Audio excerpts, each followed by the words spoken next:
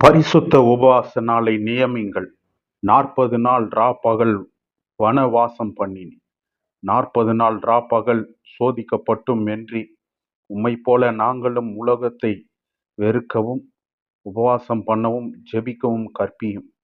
ஏறக்குறைய 3000 வருடங்களுக்கு முன்பு யூத தேசத்தை யோசேபாத் என்னும் ஒரு அரசன் அரசாண்டு வந்தான். அவன் மிகுந்த தேவ பக்தியுடையவன். எனவே தேசத்தில் எங்கும் தேவ ஆசீர்வாத செழிமை காணப்பட்டது. அவனுக்கு ஒரு கொடிய சோதனை வந்தது. திடீரென அவனுடைய நாட்டை சுற்றிலும் இருந்த பல அரசர்கள் அவனுக்கு விரோதமாக சதி செய்து அவன் தேசம் முழுவதையும் அழித்துவிட புறப்பட்டு வந்தனர்.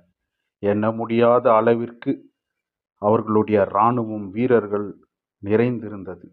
எனினும் நல்லெண்ணம் கொண்ட ஒற்றர் சிலர் காற்றிலும் வேகமாக விரைந்து வந்து யோசேபாத்திற்கு இந்த துர்ச்செய்தியை அறிவித்தனர். ஒருவேளை அவர்கள் எண்ணியிருக்கலாம், யோசேபாத் அரசன் எதிரிகள் தன்னை சூழ்ந்து கொள்ளும் முன்பே தனக்கு நண்பர்களாயிருந்த மற்ற அரசர்களிடம் உதவி செய்வதற்கு வேண்டிக் கொண்டான். தங்கள் செய்திகளை உதவியாயிருக்கும் என்று. ஆனால் இந்த செய்தியை கேட்ட யோசேபாத் செய்த காரியம் அவர்களை வியப்பில் ஆழ்த்தியது. யோசேபாத் என்ன செய்தான் தெரியுமா? வேதம் சொல்லுவதை கேட்போம். அப்பொழுது யோசேபாத் பயந்து கர்த்தரை தேடுகிறதற்கு ஒருமுகப்பட்டு யூதாவெங்கும் உபவாசத்தை கூறி அறிவித்தான். அப்படியே யூதா ஜனங்கள் கர்த்தரிடத்திலே சகாயம் தேடி காட்டினார்கள். யூதாவில் உள்ள எல்லா பட்டணங்களிலும் இருந்து அவர்கள் கர்த்தரை தேட வந்தார்கள். 2 நாளாகமம் 20ஆம் அதிகாரம் 3-4 வசனம் சொல்கிறது. ஆம், அவன் தன்னை போன்ற மனிதர்களாகிய மற்ற அரசர்களின் ஒத்தாசையை தேடி போகாமல் தேவாதி தேவனுடைய சர்வ வல்லமையும் கொண்ட இறைவனுடைய சகாயத்தை உபவாசம் மூலம் தேடினான். தன்னிட கூட பிரார்த்தனை செய்ய தன் தேசத்து குடிகள் அனைவரோடும் கூட்டம் கூடி கொண்டான். இச்செய்தி கேட்ட அவன் பகைஞர் நன்றாய் நகைத்திருக்கக்கூடும். நாற்றிசையும் தூதுவர்களையும் அனுப்பி வலிய படை ஒன்றை திரட்டு வதை விடுத்து தன்னிடத்தில் உள்ள இராணுவத்தினரை தட்டி எழுப்பி எங்கனம் யுத்தம் முழக்கத்தை பரவ செய்து அன்னாரை போருக்கு ஆயத்தப்படுத்துவதை தவிர்த்து கோழைகளைப் போல தலை வணங்கி கண் கண்டிராத காணக்கூடாத ஓர் இறைவன் முன் நிற்க செய்துவிட்டோமோ என்று எண்ணி நகை பாட்டியிருந்தான். யோசேபாத் தன் மதியை இழந்து விட்டானோ என்று கூட சிலர் ஏளனம் செய்திருக்கக்கூடும். ஆனால் பரலோகத்தின் தேவன் அவனுடைய அசையாத உறுதியான நம்பிக்கையை கண்டார். தம் தீர்க்கதரிசி ஒருவர் மூலம் தாம் அவனை கைவிடாமல் வெற்றி அளிப்பதாய் கூறி உறுதி கூறினார். அடுத்த நாள் அதிகாலையில் போர்க்களத்திற்கு யோசேபாத்தின் இராணுவம் சென்றபோது ஆச்சரியமான ஒரு காரியத்தை கண்டார். அதற்கு முந்தின இரவு தங்களுக்குள்ளே எழுந்து பிணக்கினால் எதிராளிகள் ஒருவரை ஒருவர் கொலை செய்து தீர்த்திருந்தனர். யோசேபாத்திற்கு போரிட வேண்டிய அவசியம் ஏற்படவில்லை. தன் விரோதிகளின் உடைமைகளை கைப்பற்றி தன் நாட்டிற்கு தூக்கிச் செல்வது மட்டுமே அவனுக்கும் அவனுடைய இராணுவத்திற்கும் 3 நாட்கள் வேலையாய் அமைந்தது. ஆம், பரலோகத்தின் தேவன் அவனுக்காக யுத்தம் பண்ணினார். அவனை காப்பாற்றினார். அவனை கனம் பண்ணினார். இந்த மாபெரும் வெற்றியை யோசேபாத் அரசனுக்கும் அவனுடைய குடிமக்களுக்கும் கொடுத்தது எது? ஒரே நாள் உபவாசம். இது மிகுந்த ஆச்சரியமாயிருக்கிறதல்லவா பிரியமானவர்களே? எனினும் இது ஒரு சரித்திரமே பூர்வமான உண்மை சம்பவம். இந்த சம்பவத்தை மனதில் வைத்துதான் தேசத்தில் கொடிய சூழ்நிலை ஏற்பட்ட பொழுதெல்லாம் அந்த காலங்களில் பரிசுத்த உபவாச நாளை நியமிங்கள். யோவேல் 1ஆம் அதிகாரம் 14ஆம் வசனம், யோவேல் 2ஆம் அதிகாரம் 15ஆம் வசனம் என மக்கள் மத்தியில் இருந்த தீர்க்கதரிசிகள் அவ்வப்பொழுது குரல் எழுப்பினர். கணக்கற்ற இராணுவ வீரர்களை ஒரே இரவிற்குள் மடிய செய்த வல்லமை நிறைந்த இறைவனின் கர்மம் தான் எத்தனை வலியது! அந்த வல்ல கரத்தை அசையா செய்த உபவாசம் என்னும் சிறு ஆயுதம்தான் எத்தனை வலியது. நண்பரே, வாழ்க்கையில் ஏற்பட்ட இன்னல்களால் மனம் உடைந்து செல்லுவன ஜெபிக்க இயலாமலே தவிக்கிறோம். உம்முடைய கையில் நீர் பயன்படுத்தக்கூடிய இன்னும் ஒரு காரிய ஆயுதம் உண்டு. அதுதான் உபவாசம். யோசேபாத் என்னும் அரசன் வெட்கப்படாமல் பயன்படுத்திய அந்த ஆயுதத்தை நீங்களும் ஜெப நேரத்தில் பயன்படுத்த முன்வருவீராக. ஒரு நாள் தேவகுமாரனாகிய இயேசுவின் சீடர்கள் ஒரு சிறுவனிடத்தில் குடிகொண்டிருந்து அவன் வாழ்வை நகரமாகிய ஒரு கொடிய அசுத்த ஆவியை தங்களால் துரத்த இயலவில்லை என அங்கலாய்த்தனர். அதற்கு அவர் கொடுத்த பதில் என்ன தெரியுமா? இவ்வகை பிசாசு ஜெபத்தினாலும் உபவாசத்தினாலுமே அன்றி மற்ற விதத்தினாலும் புறப்பட்டு போகாது. மார்க் 9:29 உபவாசம் என்னும் சிறிய ஆயுதம் ஜெபம் என்னும் வல்ல ஆயுதத்துடன் இணைந்து செயல்படும் பொழுது அது இரட்டை துப்பாக்கியாக மாறி செயல்படுகிறது. எனவே நாமும் நம் ஜெப வாழ்வில் உபவாசத்திற்கு ஒரு முக்கிய இடம் கொடுப்பதையும் இன்றி உபவாசம் கலந்து ஜெபத்தில் ஒரு வல்லமை காணப்பட காரணம் யாது? எப்படி உபாசிப்பது, எத்தனை நாள் உபாசிப்பது என்றெல்லாம் நம் உள்ளத்தில் கேள்விகள் எழுது இயற்கையே. அவற்றிற்கெல்லாம் வேதத்தில் இருந்தே நாம் விடை காண முயல்வோம். உபவாச ஜெபம் என்பது என்ன? உணவு மனிதனுடைய அன்றாட வாழ்க்கைக்கு இன்றியமையதாகும். எனினும் தேவனோடு தம் மனதை ஒருமுகப்படுத்தி இறை தியானத்தில் முழுவதுமாக ஈடுபட விரும்பும் பக்தர்கள் இறைவனுடைய பிரசன்னம் உலகில் உள்ள இனிய உணவு வகைகளை அனைத்திலும் மேலாக ஒரு பொக்கிஷம் என கருதி நாள் முழுவதும் முற்றிலும் உணவை தவிர்த்து பிரார்த்தனையில் ஈடுபடுகின்றனர். இதையே உபவாச பிரார்த்தனை என்கிறோம். உபவாச பிரார்த்தனையில் ஈடுபடும் சிலர் ருசிகரமான உணவு வகைகள் அத்தனை தவிர்த்து தண்ணீர் மட்டுமே அருந்துகின்றனர். தானியேல் 1:3. வேறு சிலரோ தண்ணீர் கூட குடிக்காமல் தேவனுடைய சமூகத்தில் பிரார்த்தனை ஆழ்ந்து விடுகின்றனர். எஸ்தர் 4:16. யோனா 3:7. லூக்கா 4:2. 9:9. 18. அவரவர் தானிக்கு தக்கதாக தண்ணீர் குடித்தோ குடிக்காமலோ உபவாசிக்கின்றனர். 2 விதமான உபவாசத்தை தேவன் அங்கீகரிக்கிறார். இவ்வாறு உணவை தவிர்த்து தேவனுடைய பாதத்தில் பிரார்த்தனைக்கு முற்படும் பொழுது 2 வித நன்மைகள் ஏற்படுகின்றன. முதலாவது, குடலுக்குள் சென்றுவிட்ட உணவை எப்படி ஜீரணிக்க வைப்பது, உடலில் எந்தெந்த பாகங்களுக்கு உறுப்புகள் அனுப்பி வைப்பது என்ற கவலை உபவாச நேரத்தில் இல்லாமற் போகிறது. எனவே நாம் பிரார்த்தனை நேரத்தில் உடலும் நமக்கு பூர்ண ஒத்துழைப்பு கொடுக்கிறது. உடலும் உள்ளமும் ஒருமனமாகி இறைவனை தேட உபவாசம் வழிவகுக்கிறது. இரண்டாவதாக, இறைவனின் பிரசன்னத்தை நாடுவதற்காக இன்றியமையாத உணவையும் நாம் ஒதுக்கி வைக்கும் பொழுது இறைவன் அந்த தியாகத்தை கௌரவிக்கிறார். காரணம், உண்ணுவதை அறவே நீக்கி வெறுத்து சரீரத்தில் அதனால் உண்டாகும் பலவீனத்தோடு பிரார்த்தனை செய்யுங்கள். உபாசிப்போர் உள்ளத்தில் இறைவனுக்கு முன்பாக ஒரு தாழ்மை எண்ணமும் தான் ஒன்றுமில்லை என்ற ஓர் உணர்ச்சியும் ஏற்படுகிறது. தாழ்மை இறைவனுக்கு உகந்த ஒரு குணம். தன்னைத்தான் தாழ்த்துகிறவன் உயர்த்தப்படுவான். லூக்கா 14:11. தாழ்மை உள்ளவர்களுக்கோ தேவன் கிருபை அளிக்கிறான். யாத்திரையாகமம் யாக்கோபு 4:6. 1 பேதுரு 5:5. நீதிமொழிகள் 3:34. கர்த்தருக்கு முன்பாக தாழ்மைப்படுங்கள், அப்பொழுது அவர் உங்களை உயர்த்துவார். யாக்கோபு 4:10. தாழ்மைக்கும் கர்த்தருக்கு பயப்படுதலுக்கும் வரும் பலன் ஐஸ்வர்யமும் மகிமையும் ஜீவனுமாம்.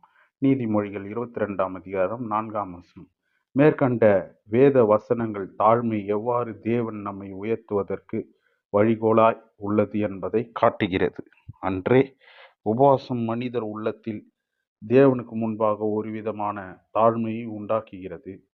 அந்த தாழ்மைக்கு காணும் இறைவன் உபவாசிப்பவருக்கு உதவி செய்து அன்னாரை கனப்படுத்தும்படி அவர் உள்ளத்தில் ஒரு மனதுருக்கத்தை தூண்டுகிறது. மேலே நாம் கண்ட யோசேபாத் அரசனின் நாட்களில் இஸ்ரவேல் தேசத்தை ஆகாப் என்ற கொடிய அரசன் அரசாண்டான்.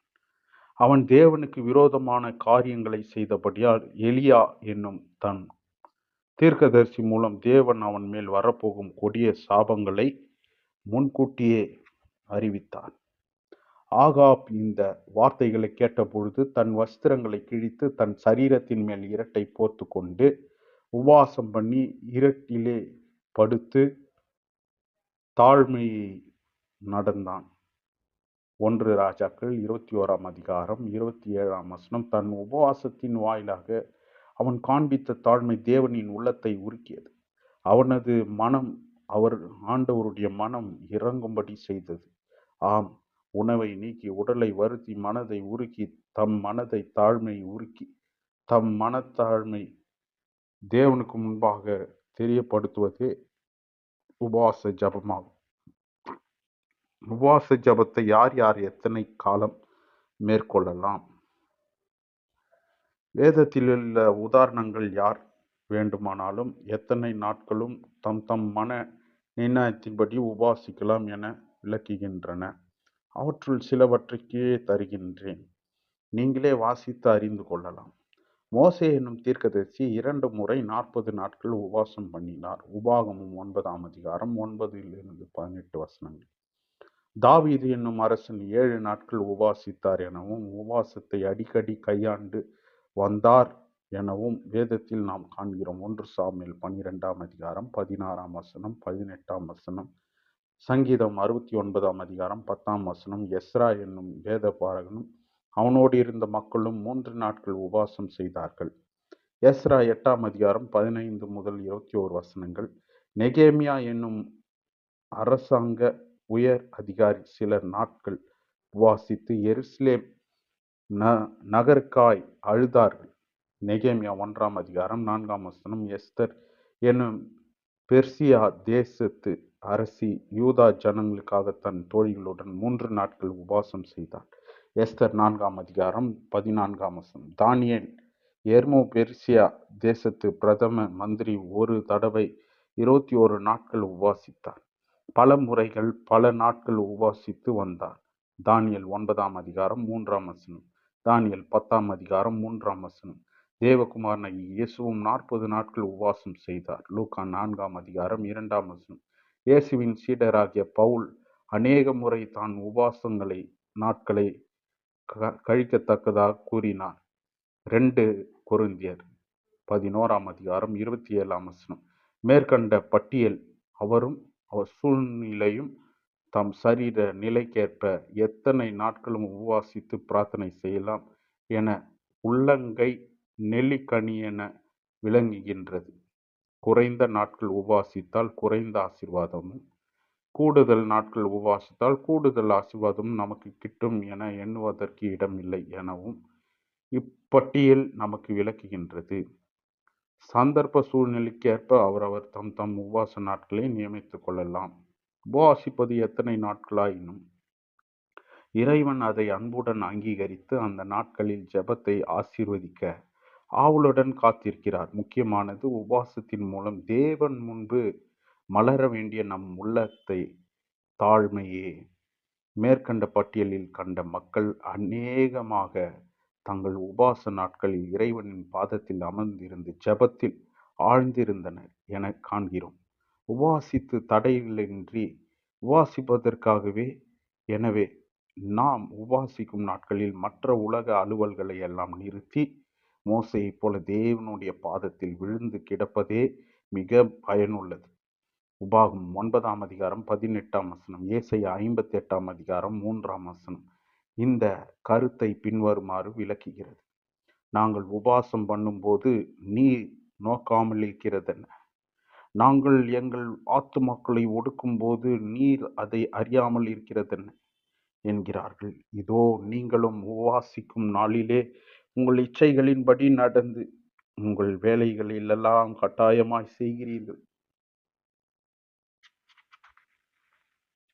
அவ்வாறு தேவனுக்காக நேரத்தை ஒதுக்கி அவருடைய பாதத்தில் காத்திருந்து உபவாச ஜெபத்தில் ஈடுபடாதவர்களை பின்வரும் வசனத்தில் உள்ள தேவன் கடிந்து கொள்வதை பார்க்கிறோம். நீங்கள் இந்த 70 வருடமாக 5ஆம் மாதத்திலும் 7ஆம் மாதத்திலும் உபவாசம் பண்ணி துக்கம் கொண்டாடின போது நீங்கள் எனக்கென்று தான் உபவாசம் பண்ணினீர்கள். சகரியா 7ஆம் அதிகாரம் 5ஆம் வசனம். எனவே உணவையும் தண்ணீரையும் நீக்கிவிட்டு நேரத்தையும் பிரார்த்தனையில் தேவனுடைய பிரசன்னத்தில் செலவிடலாம். அன்றாட வேலையில் ஈடுபடுவதே அன்றி ஜெபத்தின் பெயரால் வயிற்றை பட்டினி போடுவதே அன்றி வேறு பயனும் தருவதன்று. தன் பலன் வெறும் சரீர தளர்ச்சியே. தேவ அனுக்கிரகம் எதையும் அது கொண்டு வருவதில்லை. நான் இன்று உபவாசம் பண்ணிவிட்டேன் என்ற மன திருப்தியையும் ஒரு பெருமிதத்தை மட்டுமே சில வேளைகளை கொண்டு வரக்கூடும். லூக்கா 18ஆம் அதிகாரம் 12ஆம் வசனம். உபவாச நாட்களில் உள்ளத்தில் காணப்பட வேண்டிய பக்குவம். இதோ வழக்கும் வாக்குவாதத்துக்கும் துஷ்டத்தனத்தை உடைய கைகளினால் குத்துகிறதற்கும் உபவாசிக்கிறீர்கள். நீங்கள் உங்கள் குரலை உயரத்திலே கேட்க பண்ணும்படியாய் இந்நாளிலே உபவாசிக்கிறது போல் உபவாசியாதிருங்கள். மனுஷன் தன் ஆத்மாவை ஒடுக்குகிறதும் தலை வணங்கி நாணலை போல் ரட்டிலும் சாம்பலிலும் படுத்து கொள்ளுகிறதும் எனக்கு பிரியமான உபவாச நாளாயிருக்குமோ? இதையோ உபவாசம் என்று கர்த்தர் பிரியமான நாள் என்று சொல்லுவாய். அக்கிரமத்தின் கட்டுகளை அவிழ்த்து விடுகிறதும் நுகத்தடியின் பிணையல்களை நெகிழ்கிறதும் நெருக்கப்பட்டு இருக்கிறவர்களை விடுதலையாக்குகிறதும் சகல நுகத்தடிகளையும் உடைத்து போடுகிறதும் பசியுள்ளவனுக்கு உதவி ஆகாரத்தை பகிர்ந்து கொடுக்கிறதும் துரத்துண்ட சிறுமையானவர்களை வீட்டிலே சேர்த்து கொள்ளுகிறதும் வஸ்திரமில்லாதவனை கண்டால் அவனுக்கு வஸ்திரம் கொடுக்கிறதும் உன் மாம்சமானவனுக்கு உன்னை ஒழிக்காமல் இருக்கிறதும் அல்லவா எனக்கு உபவாசம். ஏசாயா 58ஆம் அதிகாரம் 4-8 வசனங்கள். மேற்கண்ட வசனங்களை உபவாச ஜெபத்தை நாம் மேற்கொள்ளும் பொழுது நம் மனம் எத்தனை பக்குவத்தில் இருக்க வேண்டும் என விளக்குகின்றன. உபவாசத்தில் நாம் ஈடுபடும் பொழுது பரிசுத்த ஆவியானவர் மூலமாய் நம்முடைய உள்ளத்தின் ஆழத்தில் மறைந்திருக்கும் தவறான ஆசைகள், பகைகள், விரோதங்கள், வைராகியங்கள், கோபங்கள், சண்டைகள், பிரிவினைகள், மார்க்க பேதங்கள், பொறாமைகள், கலாத்தியர் 5ஆம் அதிகாரம் 20-21ஆம் வசனம், இன்னும் நம் உள்ளத்தை கரைப்படுத்துகிற பல காரியங்கள் வெளிப்படுகின்றன. அப்பொழுது நாம் அவைகளை ஒத்துக்கொண்டு ஆண்டவருடைய சமூகத்திலே அவைகளை அறிக்கையிட்டு விட்டுவிடக்கூடிய மனம் நமக்கு இருந்தால் அவசியம். நம்மை நன்மை செய்யும்படி உனக்கு திராணி இருக்கும் பொழுது அதை செய்யத்தக்கவர்களுக்கு செய்யாமல் இராது. நீதிமொழிகள் 3ஆம் அதிகாரம் 27ஆம் வசனம். ஒருவன் நன்மை செய்ய அறியந்தவனாய் இருந்தும் அதை செய்யாமற் போனால் அது அவனுக்கு பாவமாய் இருக்கும். யாக்கோபு 4ஆம் அதிகாரம் 17ஆம் வசனம் என்ற வேத வசனங்களின்படி நன்மை செய்யத்தக்க எண்ணங்களிலெல்லாம் நாம் மற்றவர்களை நம்மை நன்மை செய்யாமற் போன தருணங்களையும் பரிசுத்த ஆவியானவர் நமக்கு சுட்டி காட்டி காண்பிக்கக்கூடும். அப்பொழுதெல்லாம் இந்த வசனங்களின்படி அந்தந்த மக்களை நினைவு கொண்டு அவர்களுக்கு உதவி செய்ய தீர்மானிப்பது மிக அவசியம்.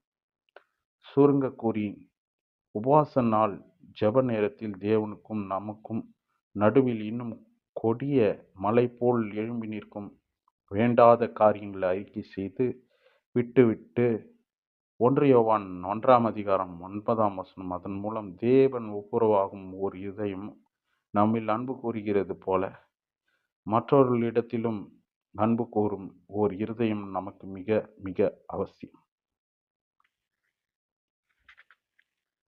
நண்பர்களே, உபவாசம் நம்மை தேவனிடத்தில் நெருங்கி சேரும்படி செய்கிறது. நம் வாழ்வில் அவர் வல்லமை அதிகமாய் பெருகும்படி செய்கிறது. ஏறக்குறைய 25 வருடங்களுக்கு முன்பு பிலிப்பைன்ஸ் தேசத்தில் உள்ள மணிலா நகரத்தில் ஓர் ஊழியர் இருந்தார்.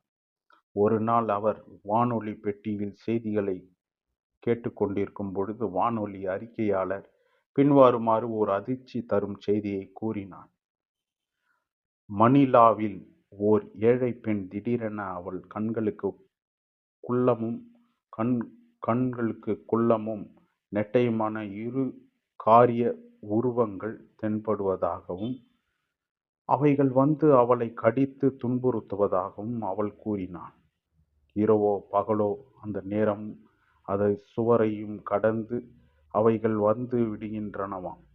வந்து அவளை தம் கூறிய பற்களால் கடித்து துன்புறுத்துகின்றனவாம். அந்நேரத்தில் அவள் இடும் இரைச்சல் உள்ளத்தை கலங்க வைக்கிறது. அவள் படும் வேதனையை சகிக்க முடியவில்லை. அவளை குணப்படுத்த பலர் எடுத்த முயற்சிகள் எல்லாம் வீண் போயிற்று.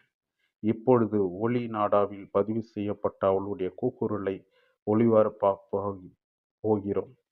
அந்த அறிக்கை தொடர்ந்து அந்த பெண்ணின் துயர குரலை ஒளிபரப்பின பின்னர் அதை கேட்ட வினாடியில் அந்த ஊழியரின் உள்ளம் அந்த பெண்ணின் பால் மிகப்பெரிய மனதுருக்கத்தை உண்டாக்கி அந்த காரியங்களில் உருவங்கள் அசுத்த ஆவிகளே என தெரிந்து கொண்டார். அடுத்த நாளோ அவளை நேரில் காண சென்றார். அவளோடு பேசிக் கொண்டிருக்கும் பொழுது அந்த பெண், அதோ அந்த உருவங்கள் வருகின்றன என்று கூச்சலிட்டு கதறினாள். அவள் உடலிலே யாரோ பற்களினால் கடித்தது போன்ற காயங்கள் தோன்றின. அவளுடைய அலறல் அந்த ஊழியரில் உள்ளத்தை சுக்குநூறாக உடையும்படி செய்தது. மறுகணம் விசுவாசத்தோடு அந்த தீய ஆவிகளை இயேசு கிறிஸ்துவின் நாமத்தில் அவளை விட்டு விலகுமாறு கட்டளையிட்டார். பல மணி நேரமாக போராட்டத்துக்கு பின்பு அவைகள் விலகின. அவள் ஒரு தற்காலிக விடுதலை பெற்றாள். எனினும் அவைகள் மறுபடியும் திரும்பி வந்து அவளை தொந்தரவு செய்யக்கூடும் என்பதை அறிந்த ஊழியர், கட்டாயமாக நமக்கு இதில் வெற்றி உண்டு, எனவே நான் திரும்பி ஜெபிப்பதற்கு வருவேன் என்று கூறி வீடு திரும்பினான். தன் வீட்டில் மிகுந்த கண்ணீரோடும் உபவாசத்தோடும் ஆண்டவருடைய பாதத்தில் பல மணி நேரங்கள் காத்திருந்தார். புதிய வல்லமையோடும் பரிசுத்த ஆவியானவருடைய வல்லமையோடும் அந்த பெண்ணின் மீது உண்மையான கிறிஸ்துவின் மனதுருக்கத்தோடு அந்த பெண்ணை காணச் சென்றார். வழக்கம் போல் அந்த அசுத்த ஆவிகள் வந்து அந்த பெண்ணை துன்புறுத்தும் ஆரம்பித்தன. அந்த ஊழியரோ தேவனுடைய ஆவியினால் நிறைந்து அவற்றை கடிந்து கொண்டார். தேவனுடைய வல்லமை அந்த பெண்ணின் மீது இறங்கி ஒரே நொடிதான், மறுகணம் அவளிடம் இருந்த அசுத்த ஆவிகள் நிரந்தரமாக விடை பெற்று சென்றன. இவற்றையெல்லாம் நேரில் பார்த்து கொண்டிருந்த அரசாங்க உத்தியோகஸ்தர்களும் நகர தந்தையும் போலீசாரும் பத்திரிகை நிருபர்களும் பொதுமக்கள் ஊழியரை வெகுவாய் பாராட்டினார்கள். கிறிஸ்துவ ஆலயம் ஒன்றை கட்ட அவருக்கு அனுமதி கொடுத்தனர். கிறிஸ்துவின் பெயர் வெகுவாக மகிமைப்பட்டது. மேற்கண்ட நிகழ்ச்சி உபவாசம் எவ்வாறு ஊழியத்திலும் நமக்கும் துணை செய்து உள்ளது என்பதை விளக்குகின்றது. உபவாசம், ஜெபம் கொடிய அசுத்தாவிகளை வல்லமையை பகிரமாக முறியடித்து வெற்றி கொடுக்க உண்மையுள்ளதாக இருக்கிறது. நம் வாழ்வின் எல்லா இடையூறுகளையும் நீக்கி நமக்கு உதவும் திண்ணமன்றோ நாமும் நம்முடைய ஜெப வாழ்வில் உபவாசம் என்னும் வலிய ஆயுதத்தை கடைபிடிக்க இன்றே தீர்மானிப்போம். இயேசு பெருமானின் இனிய நாமத்தில் எல்லா பிரச்சனைகளிலும் எல்லா விவித சூழ்நிலையிலும் வெற்றி காண்போம். ஆமென்.